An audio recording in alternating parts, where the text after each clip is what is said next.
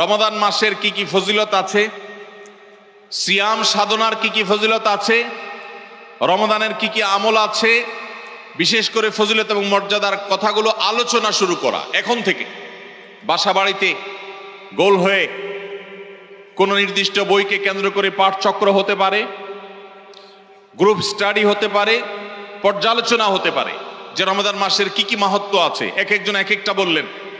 এই আলোচনা পর্যালোচনার মধ্য দিয়ে মনোজগতে রমাদানের জন্য এক ধরনের প্রস্তুতি, এক ধরনের আবহ তৈরি হবে ইনশাআল্লাহ। এই জন্য দ্বিতীয় প্রস্তুতি হিসাবে আমরা এই কাজটিও ইনশাআল্লাহ করব, সেটা হলো রমজানের ফজিলত, রমজানের মর্যাদা, সিয়ামের ফজিলত, অন্যান্য আমলের উপকারিতা, সেগুলো নিয়ে আমরা বেশি বেশি পর্যালোচনা করব। যত বেশি আপনি আগে থেকে পর্যালোচনা করবেন, রমাদানের প্রতি আপনার তৃষ্ণা, সিয়াম সাধনার প্রতি আপনার ভেতরে আকাঙ্ক্ষা, প্রত্যাশা এবং প্রতীক্ষা, এটা আপনার মধ্যে বাড়তে থাকবে এবং রমাদানের প্রতিটা মিনিটকে কাজে লাগাবার জন্য তাগাদা আপনার ভিতরে অনুভব হবে ইনশাআল্লাহ। নাম্বার 3, তৃতীয় প্রস্তুতি হলো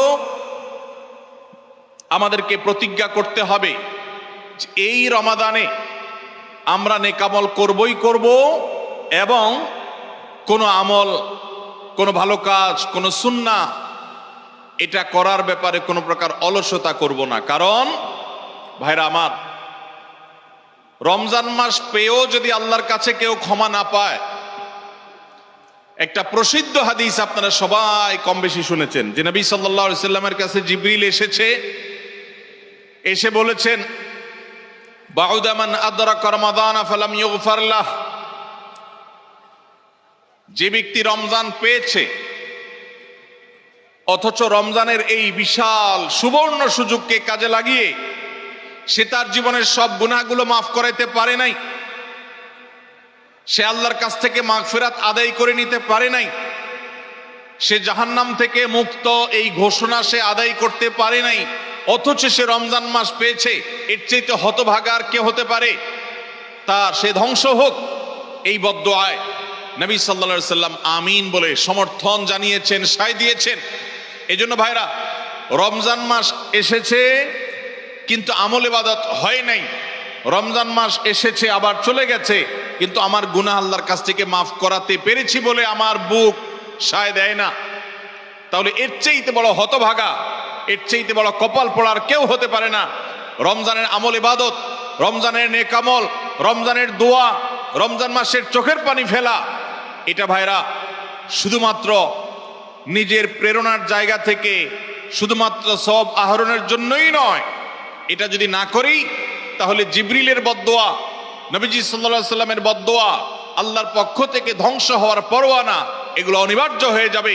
এই কথা চিন্তা করে এখন থেকে রমাদান কেন্দ্রিক প্রস্তুতির অংশ হিসাবে আমাদেরকে প্রতিজ্ঞা করতে হবে, এইবারের রমাদানের প্রতিটা দিন আমি আল্লাহর কাছে চোখের পানি ফেলে একটা নির্দিষ্ট সময় কান্নাকাটি করব, আমার গুনাহ খাতাগুলোকে মাফ করাবো, জাহান্নামীদের তালিকা আমার নাম যদি কোনো কারণে যেয়ে থাকে, আমি এমন ভাবে রোনাজারি করব, এমন ভাবে ইস্তেগফার করব, এমন ভাবে চোখের পানি ফেলবো, একান্ত নীরবে আল্লাহর সাথে কথা বলবো যেন আমার সমস্ত গুনাহগুলো মাফ হয়, জাহান্নামীদের তালিকা থেকে যেন আমার নাম কেটে যায়।